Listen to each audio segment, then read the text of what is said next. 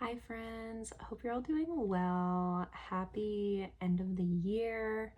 I have been filming a reading vlog and I have not spoken to the camera at all, even though I finished the book that I'm vlogging about this morning. Please forgive the lack of real-time updates in this vlog. I am just gonna kind of give you my review and show you some clips of what I've been up to for the past week or so. So this is the final reread diary video in this little series that I've been doing for the past couple of months. And today we're going to be talking about Drifts by Kate Zambreno. This was a book that I had chosen for this little project because I did not enjoy it the first time that I read it.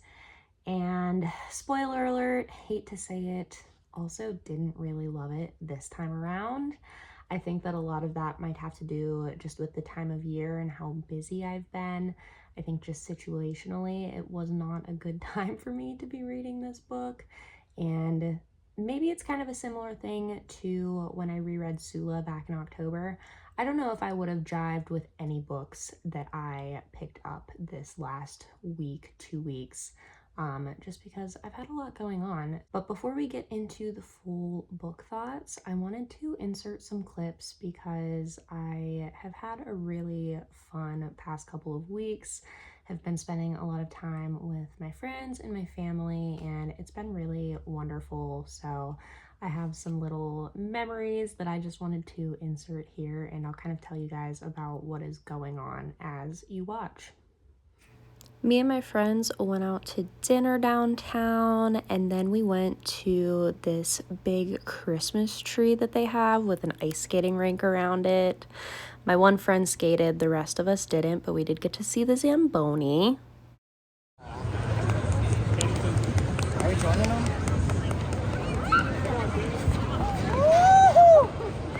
That was so close. And he saved it. I come back around to get. Do you have any last words? Hopefully I don't fall. You are not. You got this. That's a queen. Look at her go. She's so brave. A couple days later, we did a Dipsmas, which was basically just everybody making some sort of like dip and bringing that with chips because I didn't feel like cooking. Here's us trying to take a group picture together. I got this pink cowboy hat ornament and this Snoopy ornament as gifts, along with the Snoopy's coffee shop little like not Lego but kind of Lego puzzle thing. Couldn't get the Wii to work with my TV, unfortunately. Had some good dessert dips, which were very delicious. I tried so hard and got so far. In the end, it doesn't even matter. I had to. In Haley Bieber time, that's like 100 years ago now, because it's now December 17th when I'm filming this. Dropped on December 4th, I didn't know about it. Sold out and actually gone from the website as if it never existed. Crushing. Oh, and I was going to say we've really lost things. So I brought some of my favorites, basically. I think these have been items I've used pretty much every.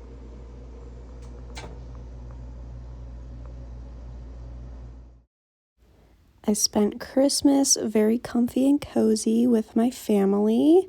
This is my cousin's dog, Nilla. She is one of my favorite creatures ever. Also got in some stretching, which I've never recorded myself doing any yoga or anything, and I was cracking up watching this back. I don't know why.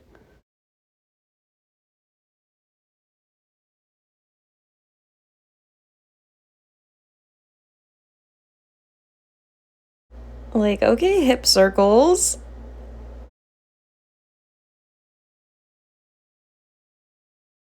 I really like to follow along with videos from Sarah Beth Yoga here on YouTube. The day after Christmas, I got up and got ready to go on a little road trip with my sister. We drove about 2.5 hours to my dad's side of the family's Christmas party. Our parents couldn't come because of work, but we were like, we have off, we'll just take the day and go up there. It was a lot of fun. Pick that file up. I'm not. You didn't tell me any rules, Fred. Calvin's one. You're a winner, Brad.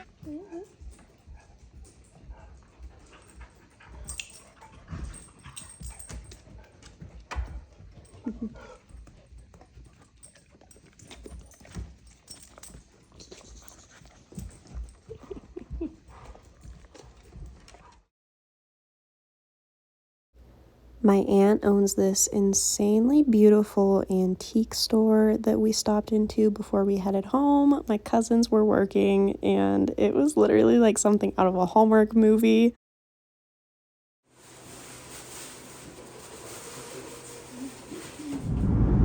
How long do you want it to be? 10 seconds.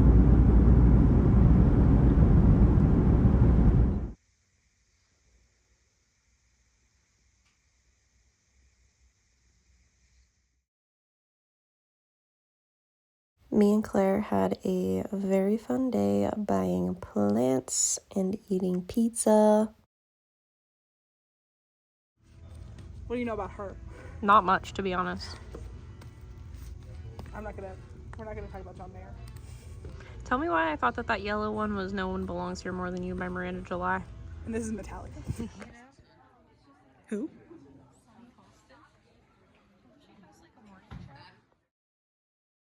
We also saw Wicked, which I loved. It made me cry. Wow, amazing. Thank you so much for that commentary, past Cass.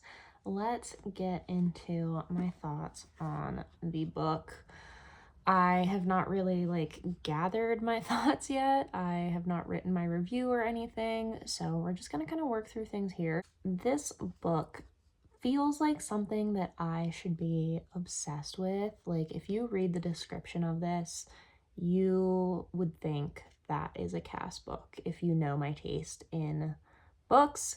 How many times can I say books in one sentence? This is a very auto-fictional piece. It is called a novel, but our narrator is Kate Zambreno herself, and there are photographs of her in here accompanying some of the passages. I feel like maybe if this was marketed to me as a memoir or kind of a journal type of thing, like more of a creative nonfiction thing, maybe I would have had higher praise for this.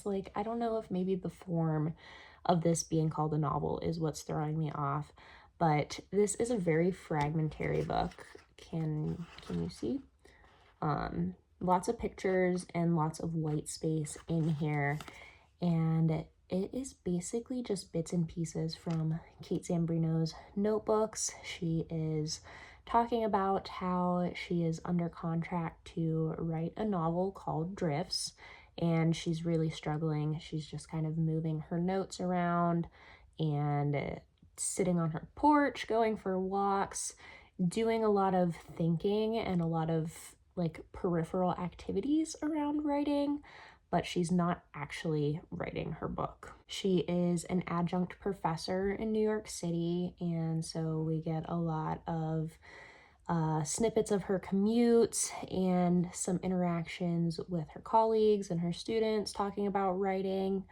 And we also just get a lot of musings on the lives of some different writers and painters and sculptors. I think that maybe those references that she's making and the writers that she is kind of thinking about and reading about while she's writing this book might have something to do with why I didn't really latch onto this as much, because it was a lot of people that I wasn't familiar with, and I've talked about this in a lot of videos where I feel like that can really make or break a book for me sometimes. She is really focused on Rainer Maria Rilke in this, reading his biography, talking about his life and kind of connecting his life and what him and his wife went through to her own situation. He is a major touch point in this book that I have no familiarity with. One of the other like fun kind of writing related and also auto-fictional related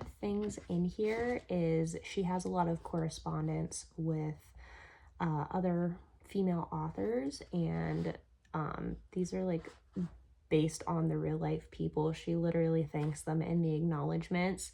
Danielle Dutton, Banu Kapil, Suzanne Scanlon, and Amina Kane are all mentioned in here, and we kind of get snippets of like their emails and letters to each other. So I enjoyed that aspect of it because I have read a couple of those authors. So that part was cool, but yeah, I don't know. This just did not have a lot of like connective tissue, and I think that that is part of the point of the book. I mean, it's called Drifts, and she talks a lot about kind of drifting from place to place, and she's kind of drifting through this season in her life and just observing things and kind of taking in all of these small moments. So I feel like she has achieved her goal. Was I riveted by it? Not really. And I will say, minor spoiler alert, if you're worried about that, she does become pregnant in this book, and it kind of turns into a pregnancy journal, which I saw some complaints about that in like Goodreads reviews. I didn't mind that aspect necessarily because that is something that I do read a lot of books about. I kind of honestly found those parts more compelling than I did the beginning because she is kind of trying to figure out how to balance her career as a writer and a teacher with the physical transformation of pregnancy. She really has a difficult time physically while she's carrying her child. And then there's a lot of concern about money and finances and just how to make everything work. So I liked that. I feel like that's very much in line with a lot of the books that I read. This is definitely a book if you enjoy no plot, just vibes, if you enjoy reading people's like journals and diaries, and if you're okay with just very like fragmentary musings. If you're a fan of like Rilke as well, if you've read him before, you might get a little bit more out of this than I did. But I just had like a very lukewarm experience with the book. I didn't hate it. It wasn't like bad per se, but I just don't feel like I got much out of it. I think that other people have kind of explored these topics in a way that makes a little bit more sense, and I don't know, there's just, I think, better auto fiction out there. I think there's better books about motherhood out there if that's what you're interested in. So yeah, I don't know. Like I said, part of it might just be this time of year and just me not really being able to like lock in with the book. But I mean, I read this last spring of 2023. I thought that I had read it like a couple years ago. I didn't realize that it was a 2023 read for me. Maybe I just need more time away from it, but I do think that I'm going to declutter this. Is that the word that people use? Unhaul this book. Me and Claire are due for a Half Price Books unhaul trip, and I think once I talk about this in my December wrap up, it is gonna go in the bag to get sold at Half Price Books because I just don't really see a need for myself to keep it on the shelf. If you guys have read this one, I would love to know your thoughts. I feel like it's something that would very much appeal to the people watching this channel. Like, if you have similar taste in books to me, it just seems like it would fit right in with, you know, all of the other motherhood and thinky woman books in the canon, but I don't know. It just really was kind of giving me nothing. So yeah, let me know your thoughts if you've read it. Let me know if you're interested in reading it. I would love to chit chat about it and see if that kind of helps me formulate more of an opinion on it, because like I feel like the fact that I did not sit down and talk about this book at all while I was reading it is kind of an indicator of my feelings on it. Like, I just really didn't have very many thoughts on it, and I feel like there's not much to say about it. So that kind of sucks. You can't win them all. So I feel like overall, this Reread Diaries project has been really successful. I did get a chance to spend some time with some books that I really loved, and I did have a couple books where my opinion became more positive about them after rereading. So I'm counting that as a win. This one was kind of a dud, but that's okay. I will see you guys in the next one. I hope you all are having a wonderful holiday season, and yeah, we'll talk soon. Bye.